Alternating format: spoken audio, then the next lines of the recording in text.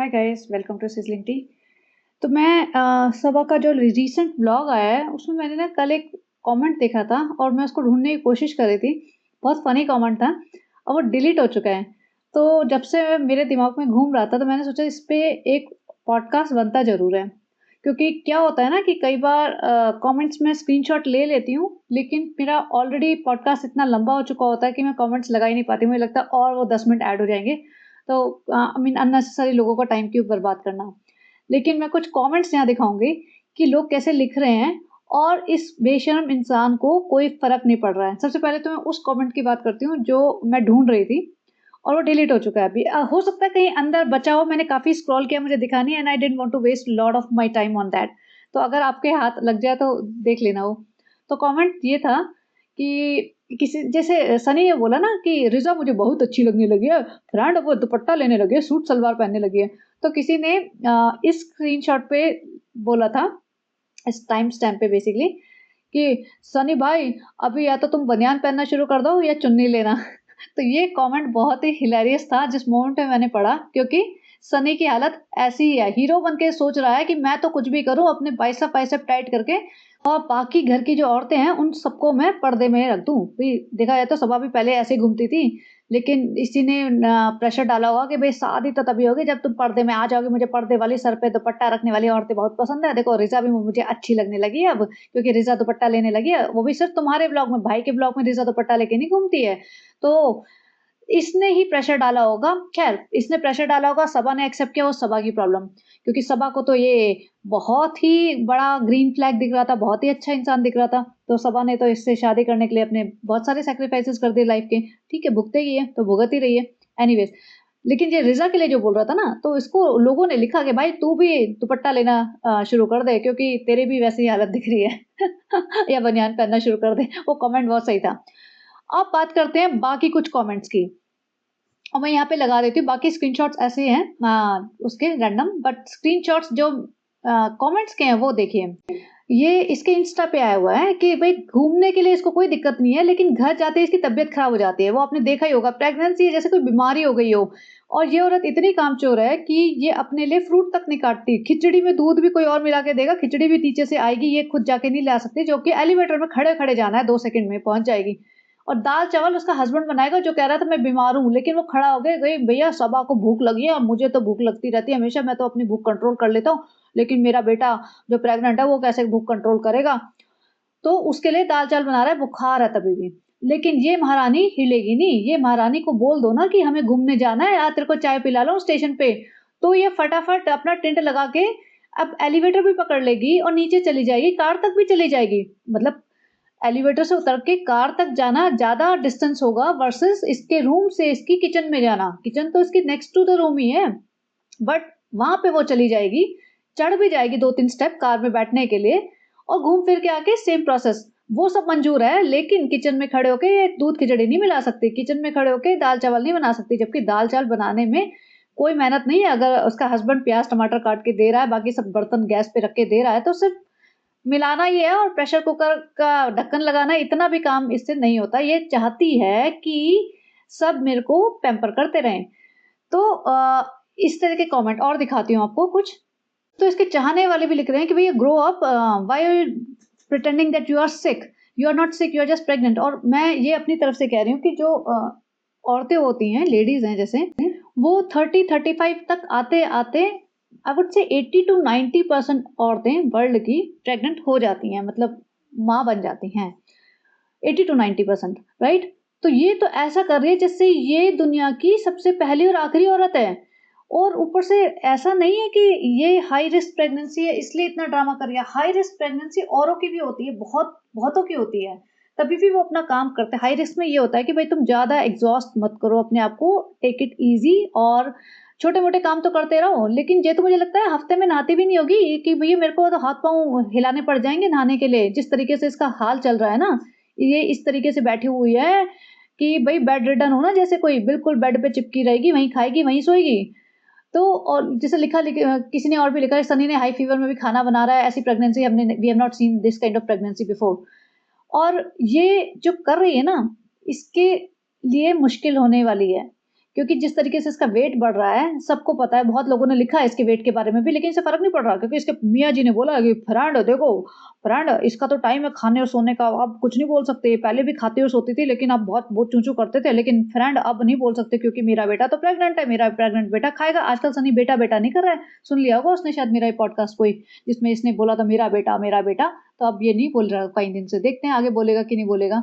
लोगों ने लिखा है कि भैया बाहर निकलने की आदत है, घर बैठा नहीं जा रहा है, इसलिए रोना आ रहा है इसको। और किसी ने लिखा है कि एक बेसिक काम नहीं करती, रेडी होने के लिए बिल्कुल फिट है। सही बात है, जैसे घूमने जाने को बोला ना, फटाफट इसके चेहरे पे मुस्कुराहट आ गई थी कि चल पड़ो, अब तो घूमने जाने को मिल रहा है। एक किसी ने लिखा है कि भैया सब्सक्राइबर जो है वो looks like they are idiots, they are falling for every manipulation she is doing, because in the blog she is crying and just to take the sympathy from audience. उसके बाद most of the time she is very happy. ये जो रोना वाला सुस्त सा face बनाती है ना उसमें ब्लॉग्स में, वो इसलिए है कि भई पब्लिक को सिंपैथी हो जाए, पब्लिक उल्टा-सीधा ना बोले। अच्छा, इस क्लिप में बने रहिए, इस पॉडकास्ट में बने रहिए। मैंने ना इसके एक पुराना कोई वीडियो मेरी फीड में आ गया क्योंकि मैं इसके देखती हूँ ना तो वो आ जाते हैं। और मैंने जैसे ही चलाया मैंने कहा ओह नो! कितना मेसी घर है, कितना मेसी घर है, मैं आपको दिखाऊँगी, यू विल बी शॉक्ड कि ऐसे रहते थे ये नीचे वाले घर में। शादी से पहले वाला वीडियो है वो उसका 3 साल पुराना वीडियो। यहाँ पे ये बिठा देती है ना कि भैया भाई-भाभी को कॉपी करते हुए, "सनी तुम हैंडल करो, मैं पीछे बैठ के अपना रोंदू फेस बना के बैठ जाऊँगी और मुंडी हिलाती रहूँगी।" कि भैया पता नहीं क्या दुःख है इसको। लोगों ने ये लिख रखा है कि भई सब कुछ तो है, तुमने 3 साल में या 4 साल मान लो मैक्सिमम, तुम्हारे पास कुछ भी नहीं होता था। ज़रा से एक कमरे में, 1 डेढ़ कमरे में तुम इतने सारे लोग पड़े रहते थे। तुमने इतनी बड़ी एम्पायर खड़ी कर ली, मोहल्ला के लोगों को दिखा के, गरीबी का फ़ायदा उठा के, और तुमने शादी कर ली अपनी पसंद के इंसान से, जो अपने माँ-बाप को, अपने गाँव को, अपने दोस्तों को, सब कुछ छोड़ के तुम्हारे कदमों में बैठा हुआ है। तुमने उसकी दुकान खोल दी, वो चला रहा है दुकान, कोशिश तो कर ही रहा है, मतलब जाता है, कुछ तो कुछ करता ही रहता है। और वो अपने माँ-बाप को छोड़ के बैठा हुआ है, तुम उसके माँ-बाप उसकी परमिशन से नहीं, इसकी परमिशन से आते हैं यहाँ पे और 2-4 दिन रह के बेचारे चले जाते हैं। ये जो चाहती है वो होता है, इसको घुमाता-फिराता रहता है, सब कुछ तो बेसिकली इसकी मर्ज़ी से चल रहा है, ये हाथ नहीं हिलाती है, 2 नौकर इसको परमानेंट मिले हुए लाइफ़ में, जो सारे काम करते हैं। तो बेसिकली कहने का मतलब ये है कि इसकी लाइफ़ में सब कुछ इसके अकॉर्डिंग हो रहा है, जो ये सोच भी नहीं सकती थी। तभी भी ये रोना-धोना करती रहती है। अब ये किसी ने देखो कमेंट लिखा कि Sunny open your eyes, she just open the restaurant to keep you away from your parents. Every day you have seen her not doing any single housework. तो बेसिकली वो ये कह रहे कि ये रिजा और रेहान को यूज करती है, और जब इसके पेरेंट्स आते हैं ना सनी के मुंबई में, तो इसका रोना धोना शुरू हो जाता है। तो कोई बता रहा है सनी को, और ऐसा नहीं कि सनी को पता नहीं है, उसको भी पता है, उसको भी मतलब जैसे कहते हैं ना हाथ बंधे हुए हैं पैसों के चक्कर में। ये लिखा है कि सनी के पेरेंट्स आते ही रोना-धोना शुरू हो जाता है, बीमार पड़ जाती है, लेकिन जैसे वो जाते हैं ना तब ये बिल्कुल फिट हो जाती है। और मुझे लग रहा है कि सनी अपने पेरेंट्स को बुलाना तो चाह रहा होगा, क्योंकि देखो सनी अपने माँ-बाप का इकलौता बेटा है, तो वो भी चाहेगा कि मेरे घर में बच्चा हो, जैसे मेरा बच्चा हो, तो मेरे पेरेंट्स हों, हर बेटा चाहेगा, राइट? और उसके माँ-बाप भी चाहते होंगे कि भई हमारा कोई भी ग्रैंड किड आने वाला है दुनिया में, तो हम उसके मतलब साथ हों, बहू-बेटे के साथ हों। और मुझे लगता है कि अब सबा के पास चॉइस नहीं बची है, क्योंकि माँ ने तो निकाल दिया भैया घर से। और इसको सबसे ज़्यादा प्रॉब्लम पता है क्या हो रही है? अच्छा, ये पहले कमेंट देख लीजिए, बहुत फ़नी था। लिखा कि सबा बेटा अर्ली मॉर्निंग में ना 5 बजे 2 रसगुल्ले खाया करो, उससे बच्चा और सफ़ेद चीनी वाले, उससे बच्चा गोरा और सुंदर होगा, ठीक है? तो किसी ने लिखा कि सुबह की अर्ली मॉर्निंग 5 बजे नहीं होती, रात दोपहर के 2 या 3 बजे होती है। और वो तो बेचारा किसी ने सीरियसली ले लिया होगा, तो पूछ रहे हैं कि भैया कितने बजे खाना है और सही में कौन-सा खाना है? तो लोग लिख रहे हैं कि भई डायबिटीज़ हो जाएगा, तुम इन चक्करों में मत पड़ो कि सफ़ेद रसगुल्ले 2 बजे खाने, रात के 3 बजे खाने से, 5 बजे खाने से बच्चा गोरा हो जाएगा। जैसे पेरेंट्स का कॉम्प्लेक्शन होगा या जैसे उनके जीन्स में होगा, वैसा ही होगा। तो मतलब इस तरीके के लोग होते हैं जो कुछ भी लिखते हैं। और एक कई लोग लिख रहे हैं भाई तुम अपना घर और अपना कारोबार अलग कर लो, उसी में इज्जत होती है, चोरों को गुलाम मत बने रहो। तो लेकिन सनी को कोई फर्क नहीं पड़ रहा। हाँ, तो हम बात कर रहे थे भाई भाभी की। भाई भाभी ने इसको बिल्कुल साइडलाइन कर रखा है। माँ ने बिल्कुल सही किया है। अब इसको सबसे ज़्यादा प्रॉब्लम ये हो रही होगी कि भाई अभी तो इसका सबसे ज़्यादा कमाने का टाइम है, अभी तो रमज़ान आ रहे हैं। रमज़ान के टाइम पे 1 महीना तो इसने सोचा होगा कि मेरी तो ऐश है, मैं पूरी रात खाऊँगी, क्योंकि इनके यहाँ तो पकौड़े, गुलगुले, पापड़, चिप्स और पता नहीं क्या-क्या बनता है, कबाब-शबाब। तो मैं तो पूरी रात खाऊँगी और सबको बहुत तंग करूँगी जा के, बेटी खाला क्या बना रहे हो? रिज़ा क्या बना रहे हो? ये रूअफ़ज़ा बनाएगा कोई और फिर मेरी तो मतलब ऐश है, मैं तो माँ के घर पड़ी रहूँगी और रात भर हमारे जलसे होएँगे और मेरे को तो बहुत सारे जो कोलैबोरेशंस आते हैं रमज़ान के टाइम पे सब मेरी तो मतलब जैसे होता है ना फेस्टिवल टाइम है, ऐश ही ऐश। लेकिन पड़ गया इसको उल्टा। रेहान के चल रहे हैं एग्ज़ाम्स और जहाँ तक मेरा ख़्याल है जस्ट आप लोग बता देना मुझे एग्ज़ैक्टली नहीं पता, मिड मार्च तक चलते होंगे बोर्ड एग्ज़ाम्स 10th के महाराष्ट्र में जो भी उसका सीबीएसई बोर्ड है, पता नहीं जो भी एसएससी बोर्ड है जो भी। तो मिड मार्च तक तो आधे रमज़ान निकल जाएँगे और भाई ने स्ट्रिक्ट इंस्ट्रक्शंस दे रखे हैं कि भाई जब तक रेहान के एग्ज़ाम्स नहीं हो जाते कि उसको डिस्टर्ब ना करो क्योंकि भाई नहीं चाहता कि रिज़ा की तरह उसका भी करियर ख़राब हो। देखो एक इनके यहाँ ना एक चीज़ बड़ी अजीब है, यहाँ पे जो बंदे हैं ना इनके मेल, वो अपनी डाइट का ध्यान रखते हैं, वो अपने लुक्स का ध्यान रखते हैं, वो छोटे कपड़े पहनते हैं। अब देखो पापा इब्राहिम अच्छे कपड़े पहनते हैं, वो उसके तो क्रेडिट ख़ैर शोएब को जाता है कि वो अच्छे कपड़े दिलाता है उन्हें, तो वो पहनते हैं। और खाना भी सिंपल खाते हैं तभी माताजी नीचे से खीरा और कटोरी में चावल सब्ज़ी लेके आती है। सिंपल खाते हैं वो, ये नहीं कि केक ठूस रहे हैं और जी बिरयानियाँ भर-भर के खा रहे हैं। शोएब अपना डाइट का ध्यान रखता है, रेहान अपनी डाइट का ध्यान रखता है, एकदम फिट है वो। लेकिन जो घर की औरतें हैं वो फैली पड़ी हैं। रिज़ा, माताजी, दीपिका को अपनी पड़ी नहीं है, उल-जलूल इतना मोटापा चढ़ा हुआ है उनका, असली मोटापा आप देख लो मास्टर शेफ में। और सबा इब्राहिम 2 साल में जो इसकी हालत हुई है शादी के बाद, शादी के टाइम ये फिर भी ठीक थी, शादी से पहले तो ये बहुत पतली हो गई थी। शादी आते-आते ऐसे लगा ना जैसे खुद ही एक दिन बोल रही थी कि फ्रेंड्स पहले तो हम अपनी आईब्रो बनवाते थे, ये करवाते थे, फेशियल कराते थे, फिर अब तो शादी हो गई, अब क्या करना है, किसके लिए करना है? पहले तो लड़के फँसाने होते थे ना फ्रेंड्स, अभी फँस गया, अभी शादी हो गई, अब जैसा भी है वैसा इसके साथ रहना है, अभी क्या करना है इतना मेहनत करके। तो इसको लगता है भैया शादी हो गई, अब तो खाओ-पियो ऐश करो, अब थोड़ी लड़के फँसाने हैं। अब तो मोटे हो जाओ, अब क्यों मेहनत करनी है, अब क्यों अपना मन मारना, अब क्यों डाइट करनी। इन्हें ये नहीं पता कि डाइट करने का मतलब ये नहीं होता कि तुम अपना मन मार रहे हो कि पतले रहने के लिए। डाइट का मतलब ये होता है कि तुम राइट अमाउंट ऑफ फूड खा रहे हो और सही फूड खा रहे हो। You are not eating junk, you are not spoiling your health. Health से रिलेटेड होती है डाइट, ऐसा नहीं कि सिर्फ पतले रहने के लिए होती है डाइट। बट नहीं, इनको कोई फर्क नहीं पड़ता। और दूसरी बात मुझे जो करनी थी वो ये था कि माताजी, देखो सबा की प्रेगनेंसी कोई नॉर्मल प्रेगनेंसी नहीं है, ये हाई रिस्क प्रेगनेंसी है because she is diabetic, she has PCOD, she has thyroid issues, and if I'm not wrong she has BP issues as well, either low BP और high BP कुछ तो है इसको, बीच में इसने कभी एक दिन बोला था और इसको अक्सर लो बीपी हो जाता है। तो ये 3-4 बीमारियां जो है ना इसके चलते भी इसको हाई रिस्क प्रेगनेंसी है।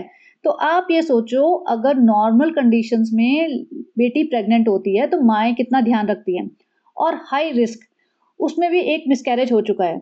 और ऊपर से कि प्रेशर, क्योंकि इसके ऊपर प्रेशर बहुत है because of her age and because of her like मैं कम्युनिटी नहीं बोलूँगी, बिकॉज़ उसका जो गाँव का माहौल है या कुछ भी बोलो या सनी का दिमाग है, कुछ भी बोलो कि 2 साल हुए हैं लेकिन इतना पागलपन मचाया है इन्होंने कि हर डॉक्टर के पास आईवीएफ करा रहे हैं ये लोग, मौलवियों के पास जा रहे हैं, सीड साइक्लिंग कर रहे हैं, मज़ारों पे जा रहे हैं, पता नहीं क्या-क्या कर रहे हैं। जैसे लोग कई सालों बाद करना शुरू करते हैं कि अगर बेबी नहीं हो रहा है तो इन्होंने तो भैया शादी के दूसरे महीने से ही ये कर दिया था कि हमें तो बच्चा चाहिए। तो ये इतना सब होने के बाद भी इसकी माँ इसका ध्यान ही नहीं रखती है। पड़ी ही नहीं है माँ को तो घुमा दो, फिरा दो, खिला दो, पिला दो बस, माँ को तो सिर्फ़ यही चाहिए। भाई-भाभी को भाभी तो क्यों ही करेगी, ख़ैर भाभी तो दूसरे घर से आई होती, भाभी का तो ये होगा ना कि गिव एंड टेक वाला रिलेशन है। अगर तुम रिस्पेक्ट करोगे, प्यार करोगे तो भाभी भी रिटर्न में प्यार करेगी, रिस्पेक्ट करेगी। उसको कोई इमोशनल कनेक्ट तो है नहीं तुमसे क्योंकि she did not grow up with you. But भाई को तो है ना, भाई तो तुम्हारे साथ पला-बड़ा है, सेम घर में रहा है तो उसको इमोशनल कनेक्ट होगा। लेकिन जब भाई भी तुम्हें पूछ नहीं रहा है, तुम्हारे कोई कदर नहीं कर रहा है, तो इससे साफ पता चलता है ना असली रिश्ते क्या हैं। पिताजी पिताजी सोचो, मतलब पिताजी के लिए बच्ची का बर्थडे ब्रिंग इन ज़रूरी था। बच्ची का बर्थडे केक कटते हैं ना, उसमें पहुँच जाते हैं वो, पहुँच नहीं जाते। इसमें पिताजी की कोई गलती नहीं है, पिताजी is totally disconnected from this family. उन्हें किसी से कोई इमोशन है ही नहीं। वो तो खुश हैं कि बेटे के घर में मैं आराम से टीवी देखूँगा और मैं नीचे वॉक पे जाऊँगा, मुझे वो मंज़ूर है, लेकिन मैं माताजी के साथ नहीं रहूँगा, मैं बेटी के पास तो बिल्कुल नहीं रहूँगा। सारे दिन व्लॉग लेके, पिताजी क्या कर रहे हैं? पापा मैंने व्लॉग देखा जिसमें सनी के ऊपर बैठ गई थी। पापा वो देखा जिसमें अपनी सीट साइकिलिंग बता रही थी। पापा वो देखा हमने मौलवी के पास जा रहे थे कि हमारे बेबी नहीं हो रहा, वो सब देखा। तो वो सब करेगी तो पिताजी को कोई इंटरेस्ट नहीं है। तो पिताजी को भी बच्चे की हेल्थ की, प्रेगनेंसी की, उसके फ्यूचर की, उसके प्रेज़ेंट की कोई फ़िक्र नहीं है। तो ये तो बहुत ही अजीब फैमिली है, राइट? और रिश्तों का तो ज्ञान सॉलिड देते हैं भाई, और ऐसा रमज़ान में बैठ के रोज़ा खोलेंगे, अभी देखना। अब मैं चाहती हूँ कि ना ये ड्रामे करें, अब ये असलियत दिखाने लगे थोड़ी। अच्छा, और एक आध चीज़ें और मुझे डिस्कस करनी थी, वो ये था कि मुझे मेरी एक सब्सक्राइबर ने लिखा है कि मैं किसी और पे भी पॉडकास्ट बनाऊँ, और मैंने कई बार डिफरेंट टॉपिक्स उठाए हैं, उसमें मुझे मेहनत भी लगती है, लेकिन वो लोग देखते नहीं हैं, क्योंकि मेरी जो ऑडियंस है ना, वो सबा इब्राहिम वाली ऑडियंस है, इब्राहिम फैमिली को जो देखती है। तो जब एक तरीके की ऑडियंस आ जाती है ना, फिर वो मतलब उसी टाइप की तुम्हें व्यूज़ मिलेंगे, उसी टाइप के लोग एक्सपेक्ट करते हैं वीडियोज़। तो मैं वो था, उसने बोला था मुझे अरमान मलिक पे बनाओ। देखो, अरमान मलिक के बारे में पहले तो मैं बिल्कुल भी नहीं जानती थी। फिर मुझे पता चला जब वो बिग बॉस में आया था तो वो है कौन और क्या सीन है। पहले मुझे लगता था शायद वो पाकिस्तान का इंसान है, और पाकिस्तान में तो 2-3 शादियाँ अलाउड होती है, तो शायद इसलिए उसने 2 शादियाँ कर रखी। बाद में I came to know that he is Indian. मैंने कहा वाओ! तो मैं उसके ऊपर इसलिए नहीं बनाना चाहती, 2 रीज़न्स हैं। कि अगर मैं बनाऊँगी, तो जितने लोग मुझे मेरा पॉडकास्ट देखेंगे, 10,000 भी सपोज़ देखे लोग, तो उसमें से 2-3 हज़ार तो पक्का वो जाके देखेंगे उसका एक्चुअल व्लॉग भी, मैच करने के लिए, या इंटरेस्ट आएगा उनको।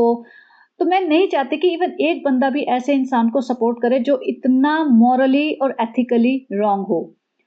और मतलब उसकी हर चीज़ गलत है, वो दूसरी शादी कर रहा है, 2-2 शादियाँ, 2-2 बीवियाँ लेके ओपनली घूमता है, बेशर्म इंसान। और मुझे तो लगा शायद मैंने कहीं देखा था उसका तीसरी भी कर रहा है या कर चुका है, क्या चक्कर है? तो पैसा तो उसने बहुत बना लिया है, इस टाइप के लोग पैसा बनाते हैं, यूट्यूब पे लोगों को क्रेज़ है कुछ वियर्ड सा देखने का। तो पैसा बना लिया, अब तो उसका पता नहीं मल्टी स्टोरी होम है, बहुत सारे सर्वेंट्स हैं, उसकी बीवी है एकदम डिज़ाइनर पर्स जो लाखों-लाखों के आते हैं, वो सब लेके घूमती है। उनका लाइफ़स्टाइल बहुत अच्छा है, मतलब बाहर से जो दिख रहा है हमें, उनका सबा इब्राहिम वाला हाल नहीं है कि वो काम वाली बाई के जैसे घूम रही है उसकी बीवियाँ, नहीं, नहीं, नहीं, वो अच्छे से रहती हैं, और उन्होंने अच्छा खासा वेट लॉस कर रखा है। और बच्चे-वच्चे होने के बाद भी काफ़ी मोटी हो गई थी पहले वो। देखो, मोटे-पतले कोई इश्यू नहीं होता, बस ये है कि तुम्हें फिट रहना चाहिए। तुम्हारा पास 10-15 पाउंड एक्स्ट्रा है तुम्हारी बॉडी पे, उससे फ़र्क नहीं पड़ता अगर तुम्हारी बॉडी फिट है और हेल्दी है। अगर तुम्हारे पास तुम्हारे कोई डिज़ीज़ेज़ नहीं है बेसिकली। और अगर तुम खा-खा के अपनी बॉडी को डिज़ीज़ेज़ का घर बना रहे हो ना, तब वो गलत हो जाता है। तो इसलिए मैं नहीं बनाना चाहती, कि मैं नहीं चाहती कि लोग उसको जाके देखें। अब आप कहोगे कि सबा इब्राहिम भी तो कितनी मॉरली रॉन्ग है, तो इसका भी मेरे पास यही आंसर है। और अच्छा, मुझे किसी ने लिखा कि बार-बार लोग मुझे बोलते हैं कि दीपिका और शोएब पे आप पॉडकास्ट नहीं बनाते हो। तो मैंने शायद कई बार बताया भी है ये बात, कि मुझे लगता है दीपिका और शोएब में इतने प्रॉब्लम्स नहीं है। देखो, प्रॉब्लम्स तो है, उनमें भी हैं, मैं नहीं कहती। लेकिन शोएब ने अपने पेरेंट्स के लिए किया है और आज भी कर रहा है, और दीपिका ने भी इस फैमिली के लिए बहुत किया है और आज भी कर ही रही है। अब शोएब की बात करेंगे तो शोएब और दीपिका दोनों ने अपने फादर इन लॉ को अपने घर रखा हुआ है, एक डेडिकेटेड रूम दिया है, उसमें उन्होंने एक परमानेंट केयरटेकर रखा है, फिजियोथेरेपिस्ट रखी है, उस उनके मेडिकल एक्सपेंसेस सारे वो कवर करते हैं। वो नीचे अपनी माताजी के घर का सारा खर्चा पानी वही चलाते हैं, बिजली के बिल और जो भी एक्सपेंसेस होते होंगे। और अगर माताजी बीमार पड़ी या कुछ भी होता है शोएब के पेरेंट्स को, तो शोएब इब्राहिम और दीपिका ही इनको संभालेंगे। वही इनके मेडिकल एक्सपेंसेस कवर करेंगे, और वही सब आगे पीछे इनके घूमेंगे, देखना यही होगा। सबा नहीं इनके ऊपर 2 रुपए भी खर्च करने वाली है। सबा सिर्फ उन पे खर्च करती है जो इसके ब्लॉग का कंटेंट बनते हैं, और उसमें भी बहुत कम परसेंटेज उनको देती है। परसेंटेज इन द सेंस पैसा तो देती नहीं है, वही सूट-साट पकड़ा देती है, या शॉपिंग करा लेती है, या अपने खुशामदीद में खाना खिला देती है, यही। ये बिल्कुल भी मतलब बहुत ही बेयर मिनिमम से भी बहुत कम है। तो इस नाते से मुझे लगता है कि दीपिका और शोएब अपने इन-लॉज़ के लिए, अपनी फैमिली के लिए कर तो रहे हैं, और सबा के लिए भी करा ही है इन्होंने। अभी तक सबा को अलाउ किया अपने घर में घुसना, सबा को अपने आप को दिखा के अपना यूट्यूब चैनल खड़ा करने देना अलाउ किया, ये बड़ी बात है। जनरली सेलिब्रिटीज़ अपने घर में रिकॉर्डिंग करना और इस टाइप से अपने आप को एक नॉर्मल जैसे होता है ना, घर में रह रहे होते हैं, वो दिखाना पसंद नहीं करते। अगर आप सोचो कि जितने भी सर्वेंट्स होते हैं, जितने भी सेलिब्रिटीज़ के घर में सर्वेंट काम करते हैं, वो कभी उनकी रिकॉर्डिंग कर ले नॉर्मल घूमते-फिरते, खाना खाते ये सब घूमते-फिरते जैसे भी घर के कपड़ों में रह रहे हैं, और वो वीडियोज़ डालना शुरू कर दें, वो उनको अलाउ करेंगे? कभी भी नहीं करेंगे। या उनके घर के मेंबर्स कोई भी उनके यहाँ जाए रिश्तेदार और उनके शूटिंग कर ले ऐसे घर में रहते हुए और उसको अपने वीडियोस मतलब अपने यूट्यूब चैनल पे डाल दें और पैसा तो ऑब्वियसली आएगा ही आएगा, वो अलाउ करेंगे? वो बिल्कुल भी नहीं करेंगे। अगर किसी को दिखाना है तो वो अपना खुद का चैनल बनाएगा, बट इन्होंने अलाउ किया कि चलो ठीक है, घर में इनकम आ जाएगी, क्योंकि जैसे सबा जब वीडियोस बनाना शुरू कर रही थी, उस टाइम सिर्फ दीपिका काम करती थी, बल्कि दीपिका भी ऑन एंड ऑफ उसको शोज़ मिल रहे थे, ऐसा कुछ ज़्यादा था नहीं इसके पास, तो शोएब के पास कुछ भी नहीं था। तो घर के सारे एक्सपेंसेस दीपिका के कंधे पे थे। शायद इसीलिए दीपिका ने अलाउ किया होगा, भई थोड़ा बहुत पैसा तो आ ही जाएगा, कुछ तो करो यार, घर में बैठे हुए इतने सारे हट्टे-कट्टे लोग, कोई कुछ कमाता नहीं है, सारा बर्डन इसी के सर पे है। तो इसने शायद इसलिए कर दिया होगा कि भाई ठीक है, मुझे दुपट्टे में केक बनाते हुए और ज़मीन पे बैठ के बिरयानियाँ हिलाते हुए और अ, अम्मी जी के कदमों में बैठे हुए दिखाते हुए दिखाना है तो दिखा ले, कम से कम मेरे सर पे तो पैसे का पूरे जैसे होता है ना बोझ नहीं आएगा। और एक पॉइंट के बाद इंसान ना थक जाता है, तो दीपिका तो थक ही गई होगी ऑब्वियसली इस पूरी फैमिली को झेलते-झेलते। तो मैं देखो दीपिका की साइड नहीं ले रही हूँ, मैं एक एक लेडी होने के नाते उसके पॉइंट ऑफ व्यू अंडरस्टैंड करने की कोशिश कर रही थी। ठीक है, उसमें बहुत सारे फ्लॉज़ हैं कि वो पागल बेवकूफ़ मतलब कई बार तो मुझे लगता है गुस्सा ही आता है कि डोरमैट बनी हुई है, लेकिन वो डोरमैट इतनी भी नहीं बनी हुई, वो स्टैंड लेती है। मुझे लगता है बहुत सारी चीज़ों में वो स्टैंड इसलिए शायद नहीं ले पाती होगी कि उसको अपनी शादी बचानी होगी, राइट? लेकिन फिर भी उसने बहुत स्टैंड ले रखा है, अगर आप ध्यान से देखने की कोशिश करें, जैसे मैंने पिछली बार बोला था कि अगर वो स्टैंड नहीं लेती ना, मोहल्ला के सारे लोग जो नीचे ट्रेन के डब्बे में चटाई बिछा के सोते हैं, वो सारे 5 बीएचके में पड़े होते हैं। सबा इब्राहिम यहीं बैठे-बैठे अपने सारे व्लॉग्स बना रही होती है और सनी किसी 5 बीएचके में से किसी 1 बीएचके में पड़ा होता है एसी वेसी चला के। तो इसने स्टैंड तो ले ही रखा है, वरना तो अभी तक तो बेचारी की हालत खराब हो चुकी होती। तो ये था मेरा रीज़न दीपिका और शोएब पे ज़्यादा पॉडकास्ट ना बनाने का। और दूसरा एक और भी है कि इनके पॉडकास्ट में कुछ होता ही नहीं है। ये बच्चे को दिखाते हैं मोस्टली, फालतू के हँसी-मज़ाक, नकली हँसी हँसते हैं या फिर कहीं घूमने-फिरने चले जाते हैं, तो इनके ब्लॉग में होता नहीं है कुछ। अगर कोई कंटेंट होता है तो मैं उसपे बात करती हूँ। जैसे दीपिका की बेटी के बारे में जो भी था, मैंने बनाया। और बहुत लोगों ने रेडिट पे इतना हंगामा मचाया कि मुझे वीडियो टेक डाउन कर लेना चाहिए, मैंने नहीं किया। मैंने ये कहा कि अगर बच्ची के पेरेंट्स या फैमिली मेंबर आके मुझे बोलते हैं, I will definitely take that video down, but otherwise I am not going to do that and I am not scared of anybody. तो मैंने वो अपना स्टैंड रखा है और वो वीडियो अभी भी है। और दूसरी बात कि जैसे मैंने कहा कि फ्लॉस थोड़े बहुत तो सभी में हैं, तो ऐसे छोटे-छोटे के अगर कीड़े ढूँढते फिरो तो फिर तो सबसे पहले अपने अंदर ही फ्लॉस ढूँढ लो, तो इनके पीछे मुझे नहीं पड़ना है। सबा इब्राहिम डेफ़िनेटली, और शुरुआत वहीं से हुई थी जिसने 2 बच्चों की ज़िंदगी हल कर दी। अपने पूरा ये गरीबी का लो अपने रिश्तेदारों की गरीबी का फ़ायदा उठा लिया और अपना चैनल बना लिया। इसलिए मुझे प्रॉब्लम हुई थी कि भैया एडल्ट्स को यूज़ करो तो फिर भी चल जाता है, बच्चों को क्यों लाइफ़ बर्बाद कर रहे हो? क्योंकि तुम उसको कुछ देने नहीं वाले हो, या तो तुम दो शेयर बड़ा-सा, ठीक है, उनको यूज़ किया, तुम दो उसको 30% शेयर दो अपनी जितनी भी कमाई की है, 25% शेयर दो, इतना तो बनता ही है उन दोनों का। वो आपस में 50-50 कर लेंगे, लेकिन अगर तुम उनको कुछ भी नहीं दे रहे हो तो बिल्कुल गलत बात है। तो ये था मेरा रीज़न, और फिर देखते-देखते इतने साल हो गए हैं इनको, मैं 5 साल से देख रही हूँ, ऑलमोस्ट 5 साल से। जब दीपिका वो केक वाला आया था ना, सबसे पहले वो मेरी फीड में आया था, वहाँ से मैंने देखना शुरू किया। It's almost 4-5 years. और तो मैं इतना मैंने अपना टाइम इन्वेस्ट कर रखा है इन लोगों के ऊपर, तो definitely I am going to make videos on them. और दूसरी बात कि इतने टाइम से ये एक्सप्लॉइट करते चले जा रहे हैं, जो फ्लॉज़ हमें दिख रहे हैं, मुझे तो बहुत पहले से दिखने लगे थे। तब तक कोई लोग ज़्यादा बोलते भी नहीं थे इनके बारे में, आजकल तो बहुत बोलते हैं। और अब अब आई है ना रिश्तों में दरार, ये अकेली बैठी है कमरे में, वरना तो ये अकेले कमरे में बैठती नहीं थी, इसको कोई असिस्टेंट चाहिए होता। आप बताइए कौन लड़की ऐसी होती है शादीशुदा भी क्या, अनमैरिड लड़कियाँ भी अकेले घर में नहीं रहती क्या? रहती हैं ना कई बार, पेरेंट्स कहीं गए हैं, घर वाले कहीं बाहर किसी काम से गए हैं, मतलब दिन-रात की बात नहीं कर रही, कुछ घंटे तो रहती ही हैं।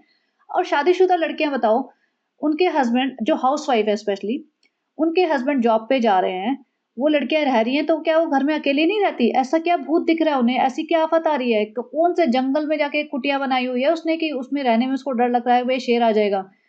ऐसा तो कुछ नहीं है ना, पूरी बिल्डिंग में इतने लोग रह रहे हैं, वो अपने फ्लैट में रह रही है, तो इतना क्या डर लग रहा है? इतनी क्या आफ़त मची हुई है? और सनी आके जस्टिफाई कर रहा है कि फ्रेंड वो देखो एक कमरे में कितने देर बैठेगी। क्यों भई, तुम्हारा डिसीज़न था ना घर तोड़ने का, तुम्हें सोचना चाहिए था। अच्छा कई लोग किसी ने लिखा था कि वो उसने प्रेगनेंसी प्लान करी थी, बेबी प्लान करी थी, तो उसने घर तोड़ने की क्या ज़रूरत थी, रेनोवेशन कराने की क्या ज़रूरत थी? भाई ये कोई प्लानिंग नहीं हो रही थी।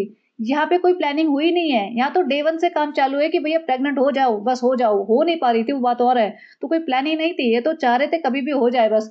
तो रेनोवेशन तो इनके साइड में होता रहेगा। और दूसरी बात, अगर इसे लग रहा है कि मेरे पास सिर्फ एक ही रूम है, बाकी पूरा घर टूटा-फूटा पड़ा है, मैं घूम फिर नहीं सकती, तो भई तुम अपने डेल्टा के घर में चले जाओ ना। डेल्टा का घर तो खाली पड़ा है। वो तुम्हारा खुद का घर है। तुमने तो अभी सामान-वामान भी रख रखा है। तुम्हारे सास-ससुर आके रह के गए थे और वहाँ पे चले जाओ, वहाँ रहो आराम से। लिविंग रूम में घूमो, किचन तक घूमो, वॉक करो घर में, छत पे चले जाओ, छत पे वॉक करो, अपना बेडरूम में है घूमो। वो तो पूरा घर तुम्हारा है, उसमें तो कोई तोड़-फोड़ नहीं हुई है। वो वहाँ क्यों नहीं रहते हो? और सन्नी ने ये झूठे-झूठे ना वादे करते हैं। सन्नी ने एक बहुत मतलब 6-8 महीने पहले किसी व्लॉग में कहा था आपने कि हम ना अब डेल्टा वाले घर में मूव हो जाएँगे और सबा इब्राहिम ने अपनी माँ को कहा कि हमने डेल्टा वाले घर में चले जाएँगे, सनी कह रहा है। उसकी माँ कहे, "अरे नहीं, नहीं जाना, हमारा मन कैसे लगेगा? हमें कौन घुमाएगा, फिराएगा, हमें कौन कपड़े दिलाएगा, ऐसे नहीं चले जाना।" तो वो स्टेटमेंट कहाँ गई? गायब। तो ये जो नौटंकी चल रही है ना, वो सिर्फ़ इसलिए चल रही है क्योंकि भाई ने मना कर दिया नीचे जाने के लिए, डिस्टर्ब करने के लिए लोगों को। और इसको लग रहा है मेरा पीक टाइम है, प्रेगनेंसी प्लस रमज़ान, ओहो! ये कैसे मिस हो जाए मेरा, ये तो पैसे छापने का सबसे बड़ा मौका है। और इसको कोलैबोरेशन भी अभी थोड़े से कम आ रहे हैं। कोलैबोरेशन जो आते थे ना पहले, इंस्टा स्टोरी डालती थी फटाफट, फटाफट इतने आते थे। अब ऑब्वियसली प्रेग्नेंट है, वेट वगैरह बढ़ गया है और नेगेटिव इनके ऊपर कमेंट्स इतने आते हैं, तो थोड़े से कोलैबोरेटर भी पीछे हटेंगे ना, वो हटना भी चाहिए। अच्छा, अब मैं वो क्लिप लगा देती हूँ जो मैं कह रही थी इसका घर इतना गंदा था, वो मैंने दिखाती हूँ कि पहले 3 साल पहले, शादी से 1 साल पहले अप्रॉक्सिमेटली, इसका जो व्लॉग बना बना रही थी ये, उसमें ऐसे कमरा ऐसे कैजुअली दिखा रही थी कि इतना सामान रिज़ा ये ले आई, कैसे रखे तुम, किचन वाला सामान कैसे ले आई, इस रूम में जगह नहीं है। और जगह कम होना और एक होता है ना मेसी रूम होना, उसमें बहुत डिफरेंस है।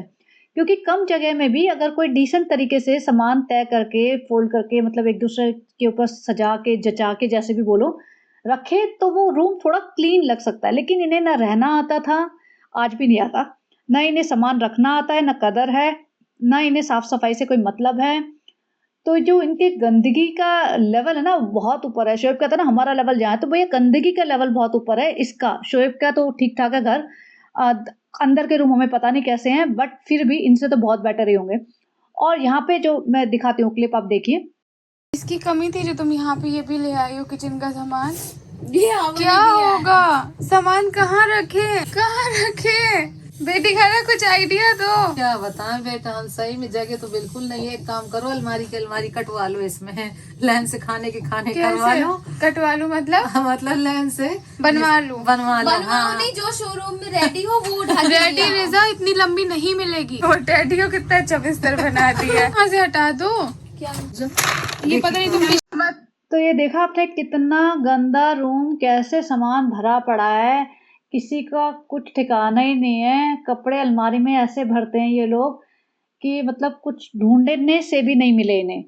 तो ऐसे रहते थे और अभी भी ऐसे रहते हैं। हर मतलब आपको पता ही है, जो इनको रेगुलरली देखते हैं, हर 2-3 हफ्ते बाद, 4 हफ्ते बाद जब इसको कोई कंटेंट नहीं मिलता ना, ये फटाफट रिज़ा मेरी अलमारी ठीक कर दो, तो पूरा एक दिन इसका ऐसा ब्लॉग बन जाता है कि अलमारी ठीक की हमने।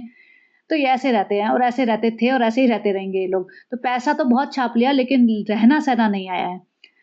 तो चलिए बस इतना ही था। कई बार क्या होता है कि बहुत सारी चीज़ें होती हैं जो मैं डिस्कस नहीं कर पाती रेगुलर पॉडकास्ट में, तो इसलिए मैंने सोचा ये बना देती हूँ। तो बने रहिए एंड बताना कैसा लगा and have a great day. Bye bye.